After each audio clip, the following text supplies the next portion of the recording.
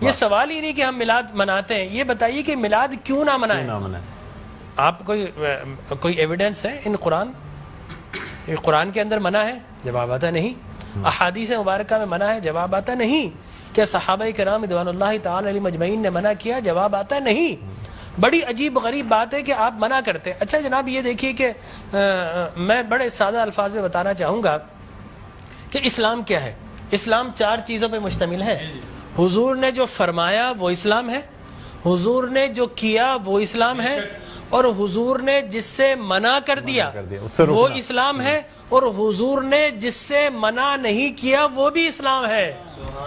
لہٰذا اگر کوئی آج کسی چیز کو منع کرتا ہے، اس کا مطلب یہ ہے کہ وہ اسلام کے منہ میں اپنی بات ڈال رہا ہے۔ اب نہ اللہ سے بھول ہوئی نہ رسول سے بھول ہوئی، قیامت تک کی ساری ناجائز چیزوں کو قرآن مجید اور احادیث نبویہ میں بڑے بڑے بورڈ لگا دیے گئے کہ these are the prohibited thing, یہ حرام ہے، یہ حرام ہے، یہ حرام ہے، بڑے بڑے بورڈ لگا دیجیے۔ اور دیکھیں طریقہ اور اصول بھی یہی ہے کہ ہر جائز چیز کا نہیں بتایا جاتا۔ مثال کے طور پر اگر آپ کو کہیں جانا ہے تو آپ نے کبھی زندگی میں بورڈ نہیں دیکھا ہوگا کہ الاؤ ہے ادھر آ جائیے، نہیں، یہ کہیں نہیں لکھا ہوگا۔ ناٹ الاؤڈ ہوگا وہاں ضرور لکھا، جہاں ناٹ الاؤڈ ہوگا، پروہیبٹڈ ایریا ہوگا، وہاں پر بورڈ لگا ہوگا کہ یہاں داخلہ منع ہے۔ لہٰذا قرآن و احادیث میں بھی بڑے بڑے بورڈ لگا دیے، یہ حرام، یہ حرام، یہ حرام۔ اور مجھے کہنے دیے ڈاکٹر صاحب، اللہ کا نبی بنیادی طور پر ہر جائز کام کروانے نہیں آتا، بالکل نہیں۔ دراصل اللہ کا نبی ہر ناجائز کام سے روکنے کے لیے آتا ہے۔ اگر جائز کام کی اگر جائز کام کروانے آتا اور جائز کی فہرست بنتی تو قرآن 30 پاروں پہ ہی 30,000 پارے بھی کم پڑ جاتے کہ یہ بھی جائز، یہ بھی جائز، یہ بھی جائز، یہ بھی فہرست، ایک پوری فہرست بن جاتی۔ کہاں تک ہم قرآن حفظ کرتے؟ لہٰذا قرآن کے اندر اللہ کو جو ناپسند چیز ہے ان کا بیان ہے، اللہ کو جو پسند ہے ان کا بیان ہے۔ ہر جائز چیز اللہ کا نبی کروانے نہیں آتا۔ اب اگر بنگلہ دیش کے لوگ رہنے والے اگر پوری زندگی اگر چاول کھاتے ہیں اور مچھلی کھاتے ہیں، ان سے یہ نہیں پوچھا جائے گا باجرے کی روٹی کیوں نہیں کھائی، تم نے گندم کیوں نہیں کھایا، تم نے فلانے نہیں کھایا، نہیں پوچھا جائے گا۔ اگر اسی طرح پاکستان کے رہنے والے مچھلی روزانہ نہ کھائے تو ان سے نہیں پوچھا جائے گا کہ یہ بھی تو اللہ کی غذا تھی، جائز تھی، تم نے یہ کیوں نہیں کھایا۔ نہیں، ہر جائز چیز اللہ کو مطلوب نہیں ہے، اللہ کو مطلوب یہ ہے کہ ہر ناجائز کام سے روکا جائے۔ لہٰذا اللہ کے پیارے حبیب نے قیامت تک کی ساری ناجائز چیزوں سے منع کر دیا، نہ اللہ سے بھول ہوئی معاذ اللہ، نہ رسول سے بھول ہوئی، دین مکمل ہو گیا۔ اب اگر کوئی یہ کہتا ہے کہ یہ ناجائز، یہ بدعت، اس کا مطلب یہ ہے کہ کیا تجھ پر وحی نازل ہو گئی؟ باب نبوت تو بند ہو چکا ہے، اب تو کس بنیاد پر کر رہا ہے؟ دیکھیے اب کس بنیاد پر تم منع کر رہے ہو۔ اور میں آپ کو بتاؤں ڈاکٹر صاحب، یہ دین کا مسلمہ اصول ہے کہ کسی چیز کے جواز کے لیے کوئی ضعیف حدیث بھی کافی ہے، لیکن کسی چیز کے حرام یا بدعت ہونے کے لیے قرآن اور احادیث کی نص قطعی چاہیے آپ کو، اور حدیث متواترہ چاہیے، اس کے بغیر آپ کسی چیز کو حرام نہیں کر سکتے۔ اس لیے کہ اسلام گلا گھونٹنے کے لیے نہیں آیا ہے، اسلام تو راحتیں دینے کے لیے آیا ہے۔ لہٰذا جو ناجائز چیزیں تھی اسلام نے وہ منع کر دی 1400 سال پہلے۔ اب اگر کوئی کہتا ہے کہ جناب آپ میلاد کیوں مناتے ہیں، تو میں کہتا ہوں یہ سوال ہی نہیں، بڑے احمق لوگ ہیں جو جائز کی دلیل مانگ رہے ہیں۔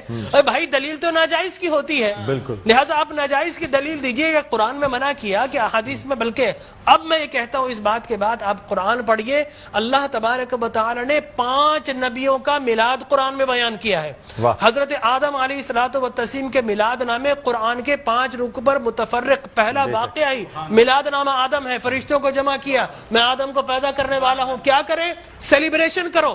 آدم کی ولادت کا موقع، نفخت فیہ من روحی فقعوا لہ ساجدین، جیسے ہی میں یہ آنکھ کھول دے، یہ پیدائش ہو جائے، ولادت ہو جائے، تو تمہیں کیا کرنا ہے؟ اس کو سجدہ کرنا ہے۔ اللہ تبارک و تعالیٰ فرماتا ہے کل مجمعون الا ابلیس، سارے فرشتوں نے سیلیبریٹ کیا، آدم کو سجدہ کیا سوائے ابلیس کے۔ تو معلوم یہ ہوا کہ جس نے میلاد منایا اللہ نے اسے نورانی قرار دے دیا، اور جس نے انکار کیا اللہ نے اسے شیطانی قرار دے دیا۔ سبحان اللہ سبحان اللہ۔ لہٰذا اسی طرح میں 2 منٹ بس، اسی طریقے سے سورہ قصص میں حضرت موسیٰ علیہ الصلوۃ والتسلیم کی میلاد نامہ اللہ نے 28 ابتدائی آیات میں بیان کیا. اور حضرت یحییٰ علیہ الصلوۃ والتسلیم کا میلاد نامہ سورہ مریم میں کیا سلام علیہ یوم ولدا، سلام ہو یحییٰ پر کس دن؟ جس دن وہ پیدا ہوئے. لہذا نبی پیدا ہو رہا تو اللہ سلام بھیج رہا ہے. اور پھر حضرت عیسیٰ فرماتے والسلام علیک یوم ولدت و یوم اموت و یوم ابعث حیا، سلام ہو مجھ پر جس دن میں پیدا ہوا. سرکار نے فرمایا. اور پھر اللہ تبارک و تعالی نے ووالدین وما ولد کہہ کر حضور کے میلاد کو بیان کیا. اور حضرت مریم کی میلاد کو اللہ نے سورہ آل عمران میں بیان کیا. پھر سرکار نے فرمایا کہ میرے غلام الجمعۃ عید للمسلمین. لوگ کہتے ہیں 2 عیدیں، تیسری عید مل گئی. حضرت عمر بن خطاب سے پوچھا کہ یہ الیوم اکملت لکم دینکم، یہ آیت ہمارے نبی پر نازل ہوتی تو ہم 2 عیدیں مناتے، ہم تو بطور عید مناتے. حضرت عمر نے حضرت ابن عباس دونوں سے احادیث فرمایا میاں تم ایک عید کی بات کر تو ہماری تو 2 3 عیدیں تھی اس دن. وہ یوم عرفہ تھا مسلمانوں کی عید کے دن، وہ جمعۃ المبارک تھا مسلمانوں کی عید کے دن، وہ تکمیل دین کا دن تھا، وہ مسلمانوں کی عید کا دن ہے. لہٰذا یہاں پر تو پہلی، دوسری، تیسری، چوتھی، 5ویں نہ جانے کتنی عیدیں. اور صحیح مسلم کی حدیث مبارک رسول اللہ نے 5 عیدیں بیان فرما دی. ایام تشریق، ایام یوم نحر، اس کو سرکار نے عید قرار دیا. لہٰذا معلوم یہ ہوا کہ سرکار دو عالم. اور پھر میں عرض کر رہا تھا کہ آدم پیدا ہوئے، فرمایا الجمعۃ عید للمسلمین، جمعہ مسلمانوں کی عید کا دن. فرمایا رسول اللہ کیوں؟ فرمایا فیہ خلق آدم، اس لیے کہ اس دن تمہارے باپ آدم پیدا ہوئے. معلوم ہو آدم پیدا ہو تو عید کا دن، اور جس دن فخر بنی آدم پیدا ہو ہزاروں عیدوں کا عید. یہ عید بھی ہے اور یقینی طور پر جشن بھی ہے. دیکھیے حضرت عیسیٰ ابن مریم علیہ الصلوۃ والتسلیم پیدا ہوتے نا، اللہ تبارک و تعالی حضرت مریم کے پاس پینے کے لیے کچھ نہیں تھا. اللہ فرماتا وَهُزِّ إِلَيْكِ بِجِذْعِ النَّخْلَةِ تُسَاقِطْ عَلَيْكِ رُطَبًا جَنِيًّا، اے مریم گھبرا مت، اللہ کے میرا نبی آنے والا، اس کی ولادت ہونے والی ہے. یہ سوکھا ہوا درخت ہے، اس کو ہاتھ تو لگا. حضرت مریم جیسے ہی ہاتھ لگاتی ہے اللہ تبارک و تعالی میلاد عیسیٰ کی خوشی میں اس کو ہرا بھرا کر دیتا ہے اور پانی جاری و ساری کر دیتا ہے. تو اللہ تبرک بھی دیتا ہے، اللہ تبارک و تعالی اسے سیلیبریٹ بھی کرتا ہے. تو یقینی طور پر میلاد النبی صلی اللہ علیہ وسلم کے اگر جواز کی آپ بات کریں گے صبح ہو جائے گی. میں قرآن سے بھی بیان کرتا رہوں گا، میں احادیث نبویہ سے بھی بیان کرتا رہوں، لیکن ناجائز کی ایک دلیل اگر کوئی ہمیں دینا چاہے تو ہم موجود ہیں میٹرو ٹی وی پر، کوئی ایک دلیل ہمیں دے دے. لوگ کہتے ہیں بدعت بدعت، یہ بدعت. او بھائی بدعت، ہر نیا کام بدعت نہیں ہوتا، ہر نیا عقیدہ بدعت ہوتا ہے. لہذا وہ سمجھے نہیں، ہر نیا کام بدعت نہیں ہے. میں آپ کو ثابت کر دوں ہر نیا عقیدہ بدعت ہے.